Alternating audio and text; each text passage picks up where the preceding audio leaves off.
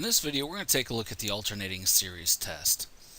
And remember, an alternating series test, or we'll call it AST, converges if two things.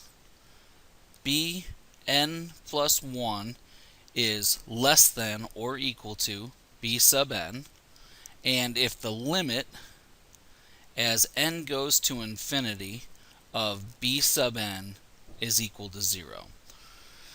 So the first thing that I generally do is take the limit. That way, if it's not equal to 0, I don't bother proving whether b sub n plus 1 is less than or equal to b sub n.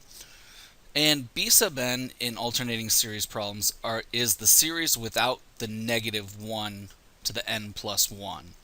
So here we have the series from n is equal to 1 to infinity of negative 1 raised to the n plus 1, all divided by 2n minus 1. So we have the limit as n goes to infinity of 1 over 2n minus 1. And this is equal to 0. So since this is equal to 0, now we need to take a look and see if b sub n plus 1 is less than or equal to b sub n. And if we had f of x is equal to 1 over 2x minus 1, or we could also write that as 2x minus 1 to the negative 1 power, f prime of x would be equal to negative 1 times 2x minus 1 to the negative 2 times 2,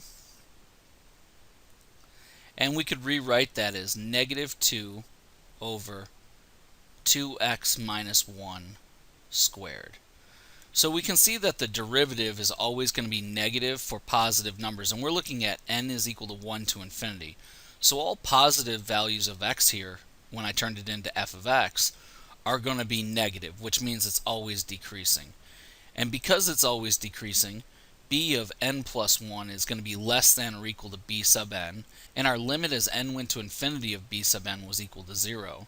So now we know that our original series from n is equal to 1 to infinity of negative 1 raised to the n plus 1 divided by 2n minus 1 is convergent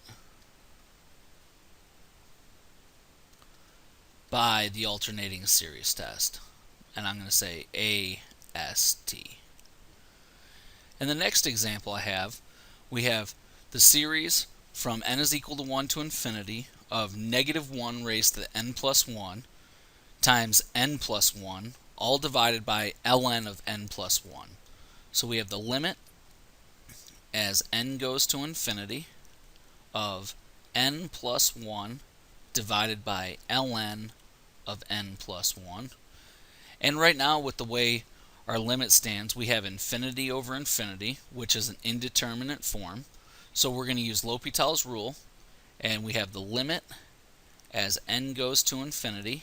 The derivative of n plus 1 is 1, and the derivative of ln of n plus 1 is 1 over n plus 1.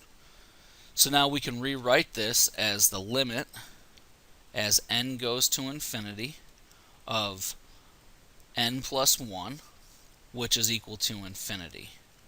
So now we can say that our original series is divergent by the divergence test.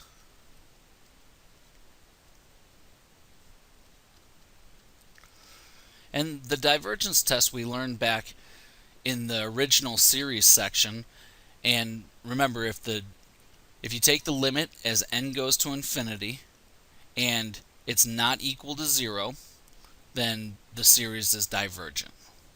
And that's our video on alternating series test.